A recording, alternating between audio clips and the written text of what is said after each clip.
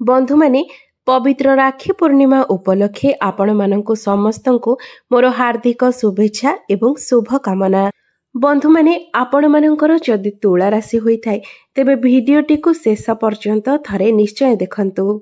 तुला राशि व्यक्ति विशेष मानंकर जीवन एही राखी पूर्णिमा ठारू बदलिबाकु जाउछि, कारण ग्रह नक्षत्र मानंकर चलन रे एक बहुत बड़ परिवर्तन हेबाकु जाउछि, जहा फलरे एमानंक जीवन रे चलिथिबा समस्त दुख कष्टर अंत हेबाकु जाउछि एवं पुणी थरे खुशी फेरिबाकु जाउछि। बुध, शुक्र एवं सूर्यंकर राशि परिवर्तन हेबाकु जाउछि, जहा द्वारा आपणक जीवन रे एक बड़ परिवर्तन हेबाकु जाउछि। आपणक जीवन रे चलिथिबा समस्त दुख कष्टर अंत हेबाकु जाउछि। पुनर्बार आपणक जीवन रे खुशी फेरिबाकु जाउछि। तेबे आसंतु जानिबा आपणक जीवन रे एही राखी पूर्णिमा ठारू केउ सबु परिवर्तन हेबार अछि। एहा पूर्वरु जदि आपणकर तुला राशि होई थाए तेबे भिडियोटी को लाइक करी चैनल टी को सब्सक्राइब करिदेबे एवं कमेंट बॉक्स रे जय श्री जगन्नाथ निश्चय लिखिबे। बंधु माने पूर्वरु आपणकर स्वास्थ्य समस्या देखा जाउथिला, धन जनित समस्या लागी रहुथिला।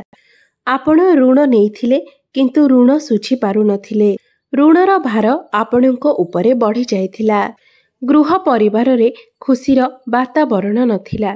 शिक्षा क्षेत्र रे विभिन्न प्रकारर समस्या देखा देउथिला। आपणकर अननेसेसरी खर्च हेउथिला। समाज रे आपणकर मान सम्मान कमी जाइथिला। आपणको चाकरी प्राप्ति होई पारु नथिला। संतान संतति को नै चिंतित रहुथिले एवं व्यापार रे मध्य आपणकर लॉस हेउथिला। प्रेम जीवन रे मध्य समस्या देखा देउथिला। तेबे एभली जहा भी किछि समस्या आपणक जीवन रे चालुथिला ताहा एबे दूर हेबाकु जाउछि। आपणक जीवन रे पुणी थरे खुशी फेरिबाकु जाउछि। आपणक जीवन रे नूतन सूर्योदय हेबाकु जाउछि। बंधु माने शुक्रंकर राशि परिवर्तन हेउछि। शुक्र हेउछंती धनर कारक ग्रह।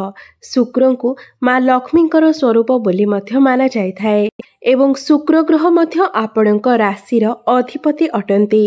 तो शुक्र ग्रह आपणक कुंडली रे पूर्वरु खराब स्थिति रे थिले, सेथिपाई आपणक जीवन रे धन आसुनथिला। धनर अहेतुक व्यय हेउथिला।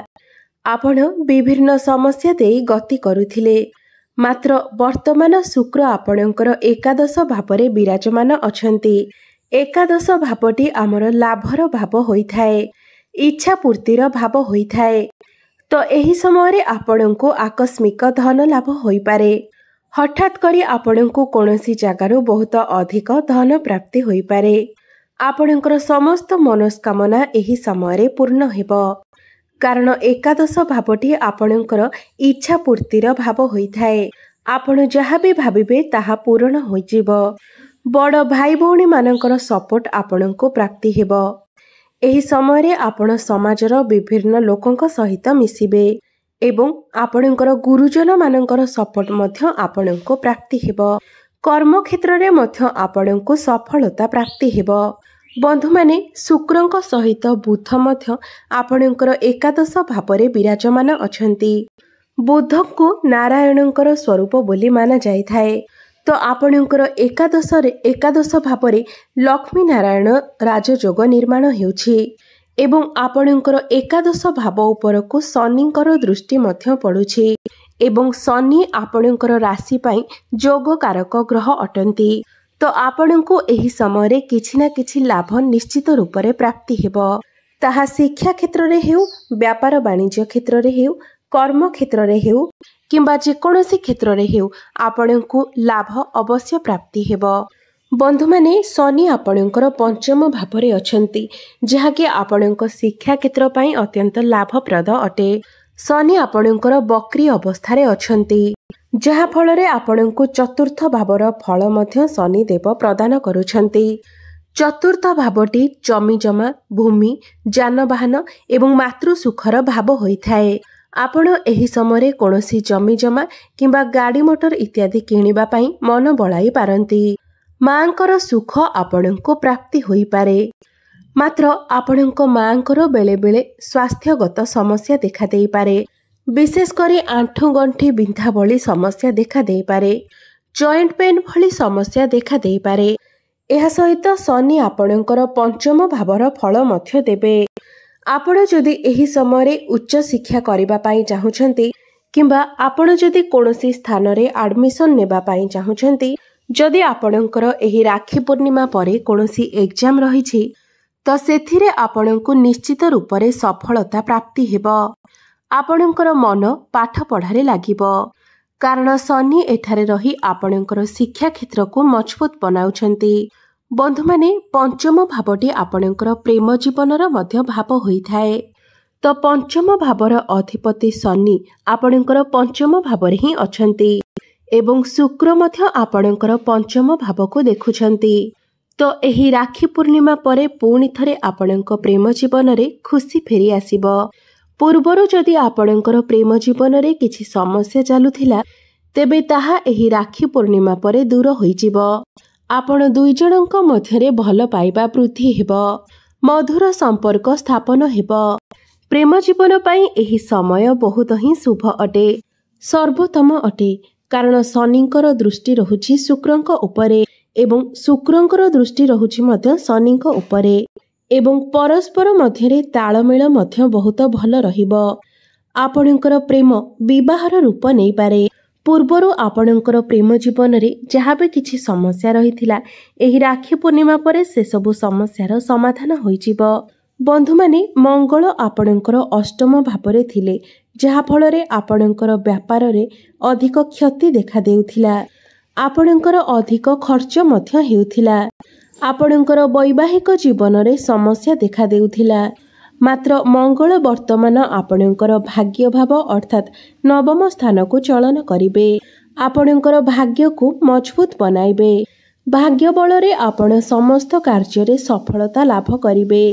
मंगल आपणक पई धन कारक ग्रह एवं वैवाहिक जीवन रे मंगल कारक ग्रह अटंती। तो आपणकर जदि वैवाहिक जीवन रे किछि समस्या चालुथिला तेबे एही राखी पूर्णिमा परे ताहा दूर होइजिबो। आपणकर व्यापार रे जदि किछि समस्या चालुथिला, आपणकर लॉस होइथिला, आपणकर इनकम भल हेउनथिला, तेबे राखी पूर्णिमा परे आपणकर इनकम बढ़िबो। आपणकर भल रोजगार हेबो। आपण टंका संचय करि पारिबे। आपणकर डेली इनकम मध्य बढ़िबो। एही राखी पूर्णिमा परे आपण कोनोसी नूतन व्यापार मध्य आरंभ करि पारंती। पार्टनरशिप व्यापार वाणिज्य रे मध्य आपणको लाभ प्राप्ति हेबो।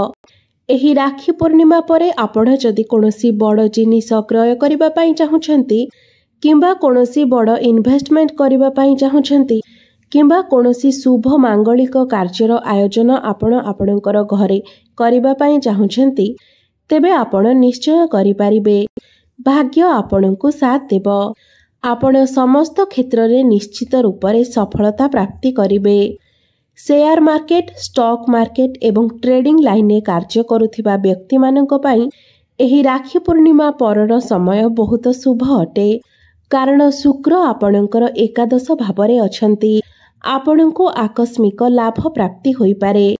गुरु आपणकर अष्टम भावरे बसी आपणकर द्वितीय भाव को देखुछंती एवं द्वादश भाव को मध्य देखुछंती।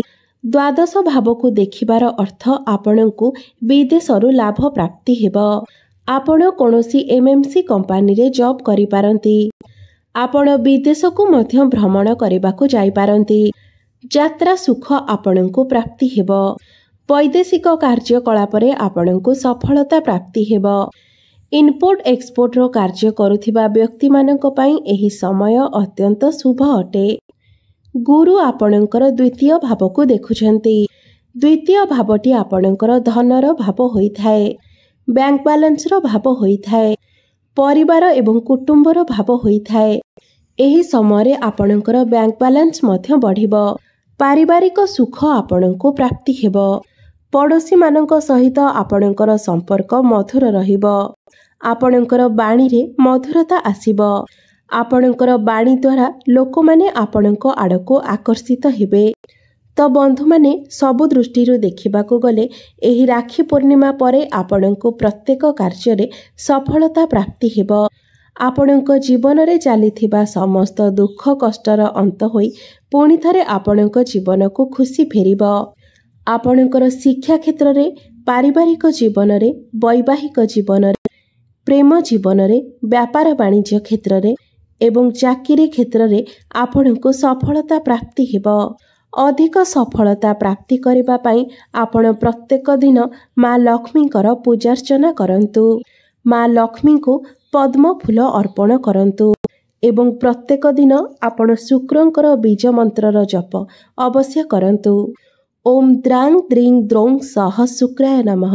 ଏହି ମନ୍ତ୍ରକୁ ଆପଣ ପ୍ରତ୍ୟେକ ଦିନ 108 ଥର ନିଶ୍ଚୟ ଜପ କରନ୍ତୁ ଏବଂ ଆପଣ ପ୍ରତ୍ୟେକ ଦିନ ହନୁମାନ ଚାଳିଶାର ମଧ୍ୟ ପାଠ କରନ୍ତୁ। ଆପଣଙ୍କୁ ଶୁଭ ଫଳ ପ୍ରାପ୍ତି ହେବ, ଭାଗ୍ୟରେ ଉନ୍ନତି ହେବ। ଆପଣଙ୍କର ଜୀବନ ମଙ୍ଗଳମୟ ହେଉ, ଏହା ହିଁ ମୋର ଈଶ୍ୱରଙ୍କ ନିକଟରେ ପ୍ରାର୍ଥନା। ଧନ୍ୟବାଦ।